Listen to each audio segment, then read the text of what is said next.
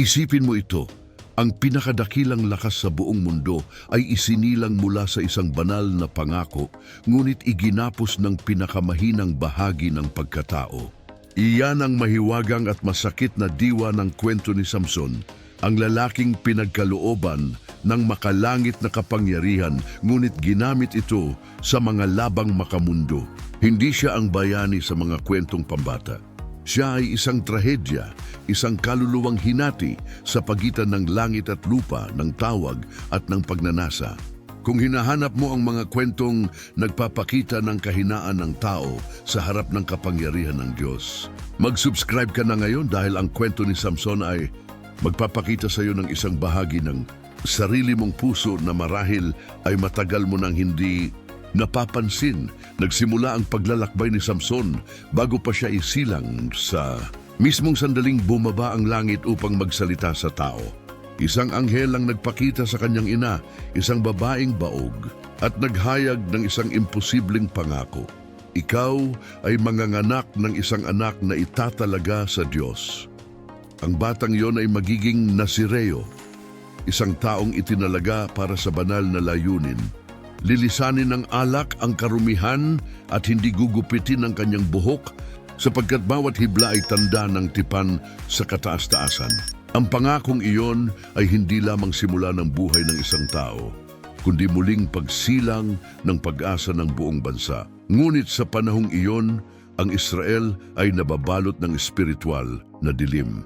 Ang Biblia ay nagsasabing bawat isa ay gumagawa ng tama sa sarili nilang paningin. Ang ugnayan sa Diyos ay nakalimutan at ang mga Filisteo, makapangyarihan bihasa sa bakal at mga sumasamba sa Diyos-Diyosan ay naghahari sa bayang pinili ng Diyos. Sa gitna ng pagkaalipin, pinili ng Diyos ang isang tagapagligtas, hindi isang hari, kundi isang mandirigmang magiging sandata ng kanyang hustisya. Ipinanganak si Samson upang maging apoy na muling magpapaalab sa tapang ng isang bansang natulog sa takot. Ngunit agad na lumitaw ang malaking kabalintunaan. Ang lalaking kayang punitin ang isang leon gamit ang kamay ay hindi kayang talunin ang sariling puso. Ang lakas na galing sa Diyos ay lagi niyang ibinabagsak sa tukso ng laman. Ang kanyang kaluluwa ay parang digmaang di nakikita, kung saan ang pananampalataya at kahinaan ay patuloy na nagbabanggaan. Siya ang larawan ng sangkatauhan, malakas sa labas, ngunit marupok sa loob. Isang taong may hininga ng Diyos, ngunit may bulong ng sariling pagkawasak. Ang kanyang unang dakilang gawa ay naganap sa ubasan ng Timna. Habang naglalakad, isang leon ang sumalakay sa kanya, at sa sandaling iyon, pinuspos siya ng Espiritu ng Panginoon. Niluray niya ang leon na parang kuting lamang. Hindi ito basta pisikal na lakas. Ito ay palatandaan ng darating, mga tagumpay na magmumula hindi sa sarili kundi sa Diyos.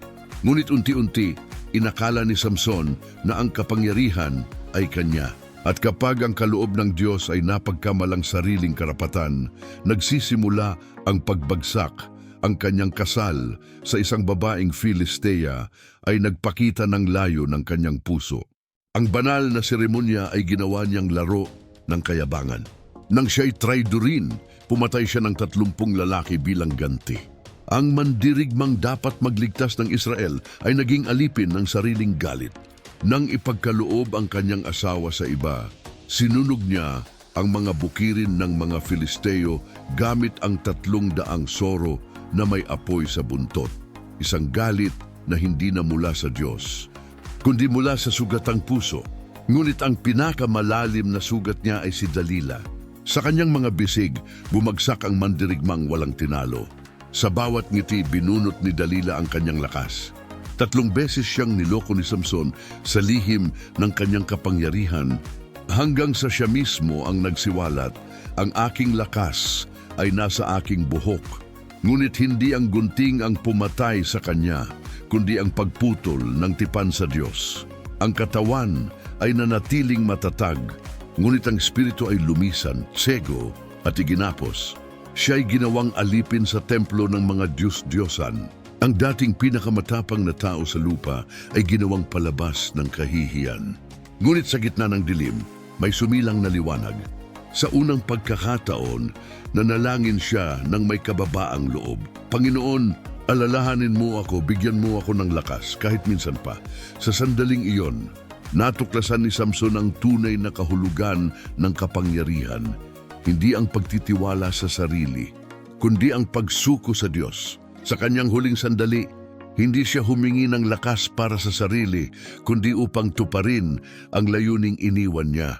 Itinulak niya ang mga haligi ng templo ni Dagon at ang gusali ay gumuho sa kanya at sa libu-libong kaaway. Sa kanyang kamatayan, mas marami siyang naligtas kaysa sa buong buhay niya. Yun na kabiguan ay naging pagtubos. Ang kahinaan ay naging instrumento ng kaluwalhatian ng Diyos. Ang buhay ni Samson ay isang salamin sa atin.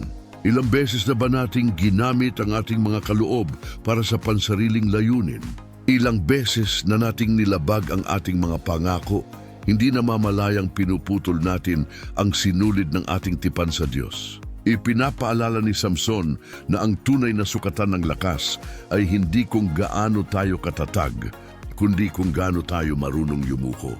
Kung naantig ka ng mensaheng ito, ibahagi ang video na ito sa taong kailangang marinig na ang tunay na lakas ay nagmumula sa pagsuko sa Diyos.